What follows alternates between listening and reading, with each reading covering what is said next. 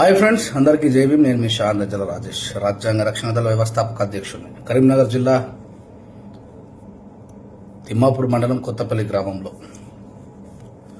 ఎల్లమ్మ బోనాలు తీస్తున్నటువంటి నా మాదిగ బిడ్డలని మీరు గుడిలోకి రావద్దు, మీరు గుడిలోకి వస్తే గుడి అపవిత్రం అయిపోతుంది, మీ బోనాలు మా దేవతకి అవసరం లేదు అని చెప్పేసి మరి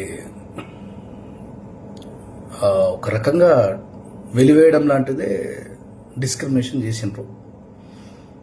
నేను మొదటి నుంచి మొత్తుకుంటూనే ఉన్నా, ఒరే నాయన, 400 ఎంపీ సీట్లు వస్తే భారత రాజ్యాంగాన్ని తొలగించేస్తామని బహిరంగ ప్రకటన చేసినటువంటి బీజేపీ, ఆర్ఎస్ఎస్ ఈ దేశాన్ని హిందూ దేశంగా మార్చాలనుకుంటున్న లంజా కొడుకులకు చెప్తా ఉన్నా, నీ అమ్మ ఫస్ట్ టైం మొదటిసారిగా అన్పార్లమెంట్ లాంగ్వేజ్ మాట్లాడాల్సిన అవసరం వచ్చింది కాబట్టి మాట్లాడుతున్నా.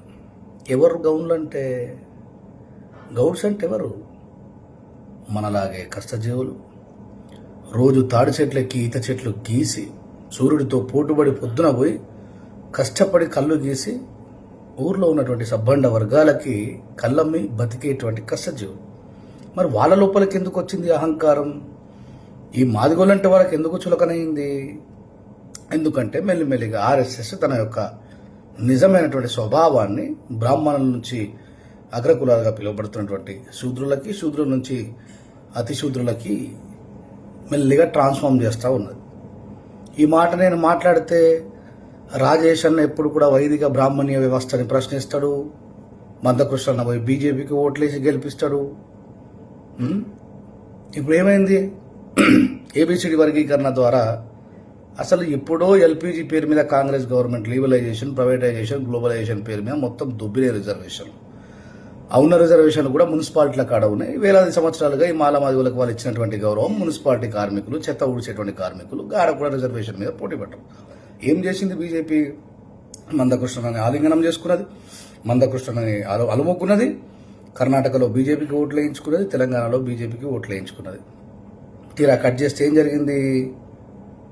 ఇప్పుడు ఏ మాదిగలకైతే ఏబిసిడి వర్గీకరణ ద్వారా ఏదైనా జరగాలని కోరుకున్నాడో ఇమీడియట్గా దళిత క్రైస్తవులైనటువంటి మాలా మాదిగలకు ఎస్సీ హోదా ఉండదు అని ముంగట ఎద్దుకేసింది, తసక్తిగేసింది. ఇప్పుడు ఏమైంది కృష్ణన్న? మళ్ళా అయ్యో నేను ఇంత కష్టపడి సంపాదించిన రిజర్వేషన్ మళ్ళీ క్రైస్తవుల పేరు మీద తొలగించేస్తున్నారే అని చెప్పేసి మళ్ళా కేంద్ర ప్రభుత్వం మీదనే యుద్ధానికి దిగిండు. శత్రువు ఎప్పుడూ కూడా తన ఒరలో నుంచి కత్తిని డైరెక్ట్గా దించడు మిత్రులారా, మనవాన్నే సెలెక్ట్ చేసుకుంటాడు.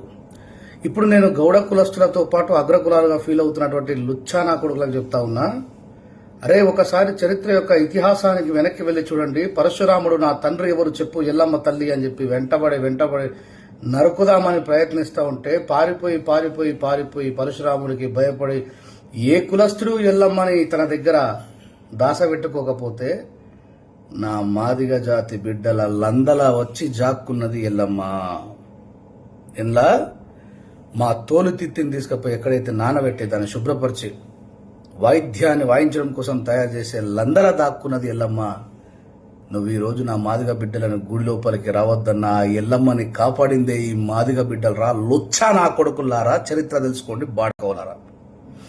ఇక పోతే మిస్టర్ బండి సంజయ్ అన్న వేరారు, ఈ మా మాలమాదిగా పూరగాళ్ళు దళిత మోర్చాల పని ఈ బతుకుల నా ఏం మనుషులు రా మీరు? ఎంగిలిస్టార్లు ఏరుకొని తినడానికి సిగ్గనిపియారా మీ బతుకులకి? బాబాసాహెబ్ అంబేద్కర్ సెల్ఫ్ రెస్పెక్ట్ తో బతుకుమన్నారా? ఇక క్రైస్తవులు గమ్మంటే ఎందుకు గారా? ఇప్పుడు ఒక్కడు గుర్తుపెట్టుకోండి, చూడండి, ఒక్క నా బీజేపీడైనా, ఆర్ఎస్ఎస్ డైనా, విశ్వ హిందూ పరిషత్తుడైనా, బజరంగ దళుడైనా ఈ మాలమాదిగ బిడ్డల కోసం అండగా నిలబడి మనమందరం హిందువులం ఒకటే కదా, గడప లోపల హిందువులం, గడప దాటితే బంధువులం, కులం అనేది కేవలం ఇంట్లోనే, బయట మనం అందరం హిందువులం అని మాట్లాడుతున్నాం.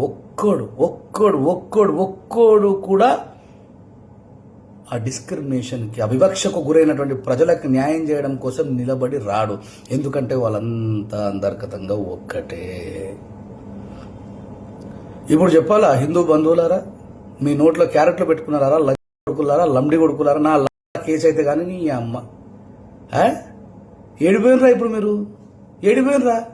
మాట్లాడరు, ఒక్కడు కూడా మాట్లాడరు. కొడక మేము లేని మీ బలం ఏడంగా పడుతుందరా? కత్తులు గొడ్డలు పట్టుకొని తుపాకులు పట్టుకొని నరికిన మా వాళ్ళకి బాబాసాహెబ్ అంబేద్కర్ గారు రిజర్వేషన్ ఇచ్చి సోఫాలలో కూర్చుండబెట్టి విద్యా ఉద్యోగాలలో అవకాశాలు కల్పించిన తర్వాత బొర్రలు పిర్రలు పెంచుకొని ఆదివారం రాగానే పిల్లం పిల్లలతోని జల్సాలు చేసి బిర్యానీలు తిని హ్యాపీగా బతుకుతున్నటువంటి గాడిద కొడుకులు మా జాతులలో స్వయంకృత అపరాధం చేత మోసగింపబడుతున్నటువంటి వ్యవస్థ వల్ల మా జాతి నాశనం అయిపోయింది. ఇప్పుడు క్రైస్తవులు గమ్మంటే ఎందుకు రారు?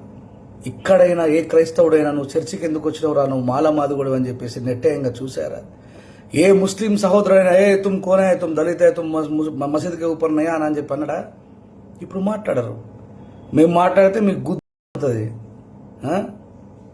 ఇప్పటికన్నా బుద్ధి తెచ్చుకోండి, తిరుగుబాటు చేయడం నేర్చుకోండి. చెప్తున్నా, మనం కలిసి ఉంటేనే బలం. ఏం సాధించలేడు బంధకృష్ణ. తిరిగి తిరిగి తిరిగి తిరిగి ఒక్క పద్మశ్రీ తెచ్చుకున్నాడు. ఎటువా కృష్ణన్న, నువ్వు రా, బండి సంజయ్ని నిలదీ. నీ ఎంపీ నేతృత్వంలో ఉన్నటువంటి పార్లమెంటులో మేమోట్లేస్తే గెలిచిన మాదిగల భిక్షం మీద గెలిచినటువంటి మీ బీజేపీ ప్రభుత్వం మా మీద కుట్రలు చేస్తున్నది కొడకా అని సింహంలాగా గర్జించు. మాలల మీద మాట్లాడినావు. అదంతా మన అన్నదమ్ముల పంచాది, ఇంటి పంచాది. నేను దానిలాగా తలుచుకోలేదు. ఆర్ఎస్ ప్రవీణ్ కుమార్ సార్ కానీ మాదిగా సారీ, ఇప్పుడు ప్రవీణ్ కుమార్ సార్ని లాగడం కరెక్ట్ కాదు. But he has the one of the responsibility holder to our community.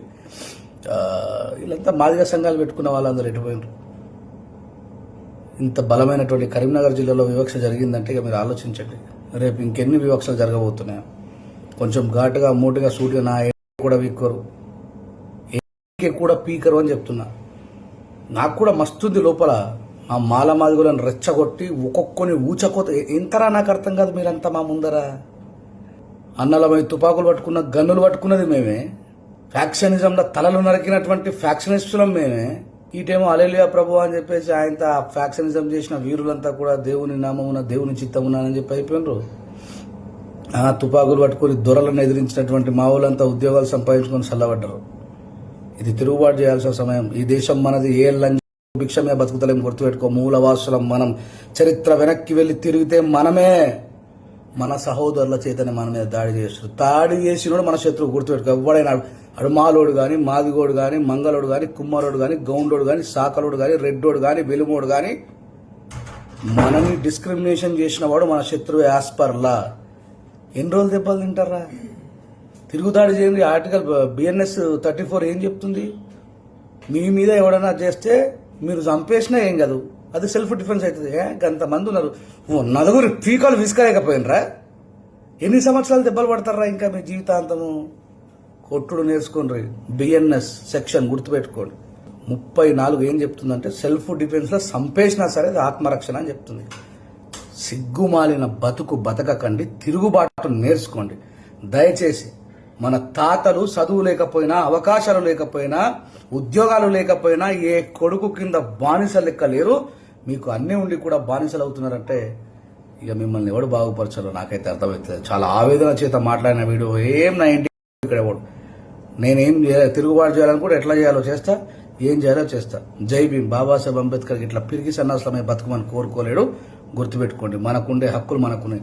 Atrocity case వేస్తారు, మళ్ళీ ఎవడో మన దాంట్లోకి వెళ్ళి పెద్దోడో చేయాలంతా మనోళ్ళే ఫోన్ రాయేదో కోపంలో తప్పు చేసిరనగా నవ్వుకుంటారు. కేసు పెట్టద్దు రే, అట్రాసిటీ కేసు పెట్టద్దు, పెడితే వెనక్కి రావద్దు. గుర్తుపెట్టుకోరు. మళ్ళీ చెప్తున్నా, ఆవేశంతో అట్రాసిటీ కేసు పెట్టి ఓడైతే మిమ్మల్ని అరే మాది కూడా దూరం ఉండి నువ్వు మెట్లెక్కెక్కువ అని చెప్పాను, వాడే తమ్మి సారీ రా ఏదో తెలగ చేశారా అని చెప్పాను. కానీ మాది వరకు సహజంగా ఈ దయాత్మైన హృదయం ఉంటుంది కాబట్టి అట్రాసిటీ కేసు పెట్టకూడదు. మీరు పెట్టుకోవాలనుకుంటే అటెంప్ట్ మర్డర్ కేసు పెట్టుకోర్రి, ఇంకా ఏదైనా కేసు పెట్టుకోరు, కానీ అట్రాసిటీ కేసు పెట్టకూడదు. అట్రాసిటీ కేసు పెడితే మాత్రం కాంప్రమైజ్ కాకుండా గుర్తుపెట్టుకోరు. బతుకుతే సింహాల్లాగా బతకరు. అందుకే బాబాసాహెబ్ చెప్పిండు, పులులను సింహాలను బలి, వారు గొర్రెల్ని మేకల్ని బలిస్తారని చెప్పి. ఇంకా మనం ఏడునామో అర్థం చేసుకోండి. జై భీమ్, జై భారత్.